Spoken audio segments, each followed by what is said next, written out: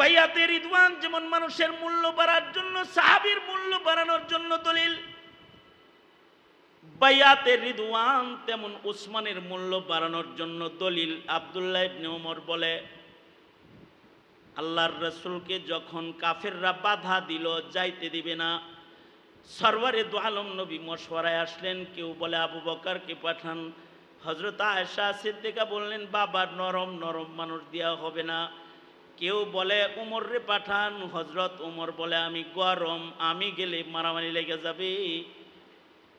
তো সবাই মিলা বলে, একজন এমন আছে যাকে আরবের সবাই সম্মান করে, তার নাম উসমান ইবনে আফফান।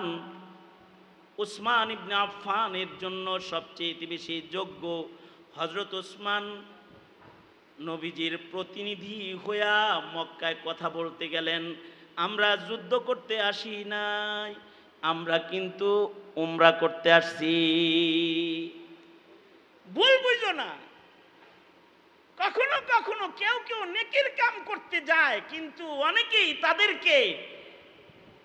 তাদেরকে ধারণা করে ফেলায় যে আমরা নেকির কাম করতে আইছি, যে এটা বুঝেই না। অনেকে না বুঝার কারণে তারা কখনো কখনো বাধার প্রাচীর হয়ে যায়।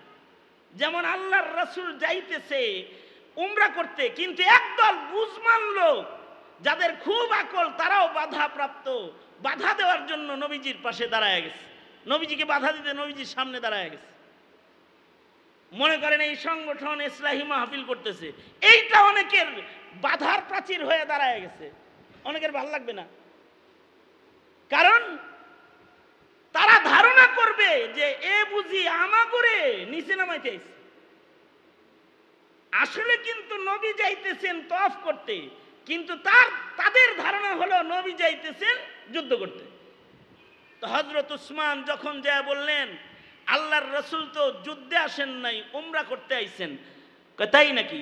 তো তুমি যেহেতু বলছো, বিশ্বাস করছি উমরা করতেই আসছে, কিন্তু তুমি উমরা করে চলে যাও। মুহাম্মদুর রাসূলুল্লাহ সাল্লাল্লাহু আলাইহি সাল্লামকে আমরা উমরা করতে দিব না।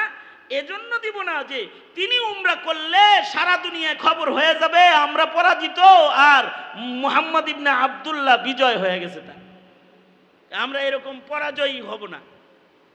তো হযরত উসমান বললেন, যেই ঘর ইহরাম পরা অবস্থায় মুহাম্মদুর রাসূলুল্লাহ সাল্লাল্লাহু আলাইহি সাল্লাম তওয়াফ করতে পারবে না, অমন ঘর উসমানও তওয়াফ করবে না।